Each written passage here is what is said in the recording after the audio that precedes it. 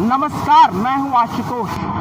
बिहार में इन दिनों जो चर्चाएं आम है और जिसको लेकर लोगों के दिलों में और जहन में ये सवाल उठ रहे हैं कि क्या 12 फरवरी को जो फ्लोर टेस्ट होगा उसमें एनडीए की सरकार बिहार में गिर जाएगी या बरकरार रहेगी। मतलब नीतीश कुमार की सरकार बिहार में रहेगी या जाएगी, इसको लेकर चप्पे चप्पे पर चर्चाएं आम है और बिहार की सियासत पूरी तरीके से इस ठंड में गर्म हो चली है।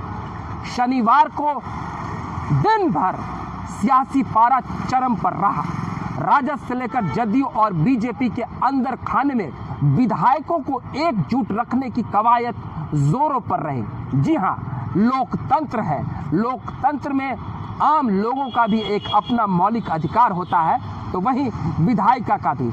लेकिन यहाँ नीति और निर्णय से इतर आप नहीं जा सकते हैं, क्योंकि आप एक संवैधानिक दायरे में हैं और एक दलगत राजनीति के आश्रय आपकी विचारधारा चल रही है। लेकिन क्या ये दलगत राजनीति के आश्रय जो विचारधारा चल रही है वो कहीं ना कहीं धनबल या बाहुबल के सामने घुटने टेक देती है?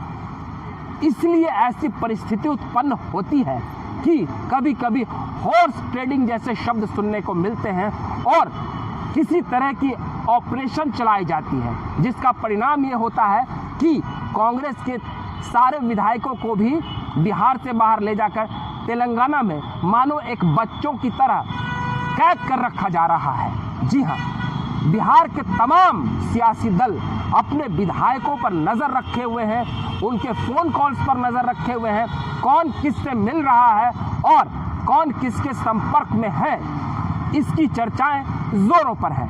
रह रहकर मीडिया में जो खबरें आ रही हैं वो कई सियासी दलों को बेचैन भी कर रही है और उनके चेहरे पर शिकन भी ला रही है। बिहार के मुख्यमंत्री नीतीश कुमार आज दोपहर जब श्रवण कुमार के घर पहुंचे तो ऐसी सूचनाएं मिली कि वो थोड़े नाराज दिखे, क्योंकि जदयू के तमाम विधायक वहां नहीं पहुंचे थे। अब आप सुन लीजिए कि मामला क्या था। श्रवण कुमार के घर आज जदयू के तमाम विधायकों के लिए एक भोज का आयोजन किया गया था, क्योंकि 12 फरवरी को जो फ्लोर टेस्ट होगा और उससे एक दिन पहले कल यानी 11 फरवरी को एक बैठक रखी गई है। ये विधानमंडल दल की बैठक होनी है। तो आज यह अंदाजा लगाया जा रहा था कि जदयू के कितने विधायक वहां पहुंचेंगे, क्योंकि जिस तरह की जो कयास लगाए जा रहे हैं कि जदयू के कुछ विधायक नाराज हैं, कुछ को राजद तोड़ना चाह रही है, तो कुछ स्वतः भी नाराज हैं और मंत्री बनना चाह रहे हैं। वो चाह रहे हैं कि इस मौके का फायदा उठाया जाए। तो नीतीश कुमार थोड़े नाराज भी दिखे, क्योंकि सारे विधायक नहीं पहुंचे। जदयू के 4 विधायक नदारत रहे, तो वहीं राजद के भी कुछ विधायक नाराज दिख रहे हैं। राजद की तरफ से भी आज एक भोज का आयोजन किया गया था तेजस्वी प्रसाद यादव के आवास पर। लालू राबी आवास पर तेजस्वी प्रसाद यादव ने सभी विधायकों को बुलाया था, लेकिन वहां भी सूचनाएं मिल रही है कि कुछ विधायकों के मोबाइल फोन नॉट रीचेबल थे। दोपहर तक 10 विधायक ऐसे थे राजद के जिनके मोबाइल नॉट रीचेबल थे। ऐसी संभावनाएं जताई जा रही है कि वो बिहार से बाहर है। इसके पीछे का कारण कोई निजी व्यस्तता भी हो सकती है, लेकिन जब बिहार में इतना बड़ा सियासी उथल पुथल और संकट का दौर चल रहा है, सरकार को शह और मात देने की परिस्थिति उत्पन्न हो रही है, तो ऐसे में विपक्षी दल के विधायक को पटना में ही रहना चाहिए। वहीं कांग्रेस ने अपने तमाम विधायकों को तेलंगाना शिफ्ट कर एक 5 स्टार होटल में एक जगह रखा है। कांग्रेस के 3 विधायक यहाँ बिहार में मौजूद थे, क्योंकि वो कुछ अपनी निजी व्यस्तता बता रहे थे।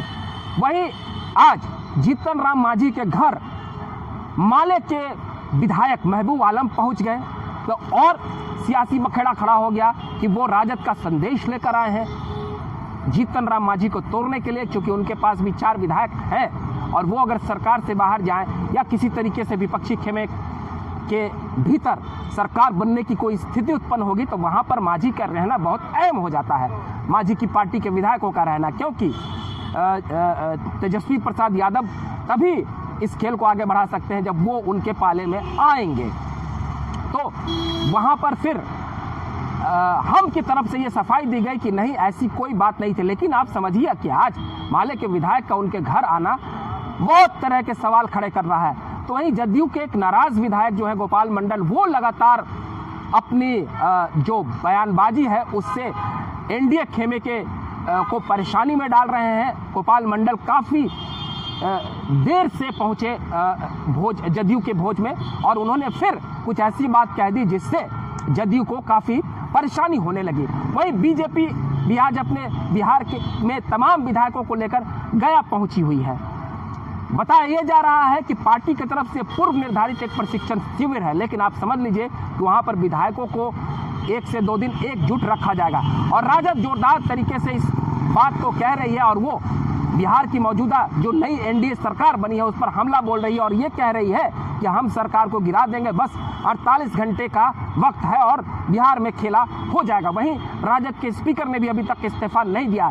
लेकिन इन सब के बीच में क्या बिहार में नई संवैधानिक संकट की स्थिति उत्पन्न हो सकती है?